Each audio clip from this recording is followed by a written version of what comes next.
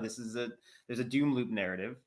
There's this like inevitable doom kind of that's permeating the media, and how it's this San Francisco is being discussed.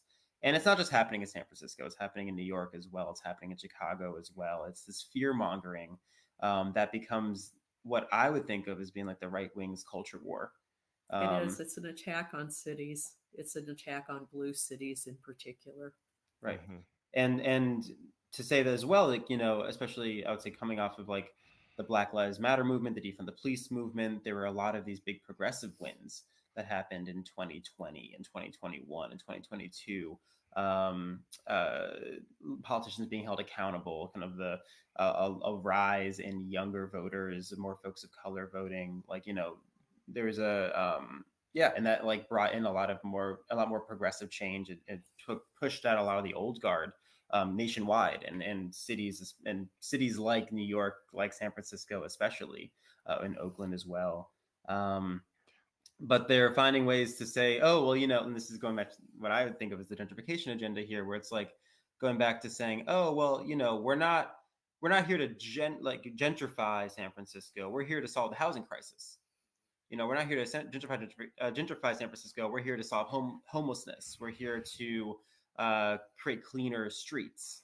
And so it's a strategic reframe, and they're able to do this so effectively as well because they've spent so much money on polling.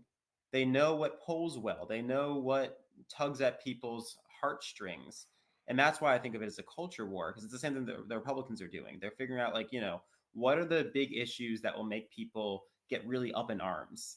They don't have to be true. They don't have to be based in reality, but they're going to make people really angry, really upset, really emotional, tug at something, insecurities, fear.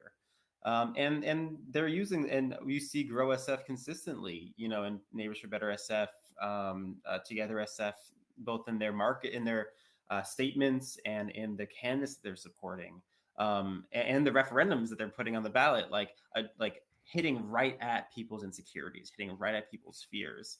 And that's how you win a culture war. And I think that the left now on the other end, the folks who are being, coming up against this right-wing money that are being attacked by these groups, they're having to then now, play defensive and say, okay, well, how are they going to try to then reframe the issues? How are they going to try to, move this forward? We know that the numbers might be on their side, but the narrative is quickly slipping away from them.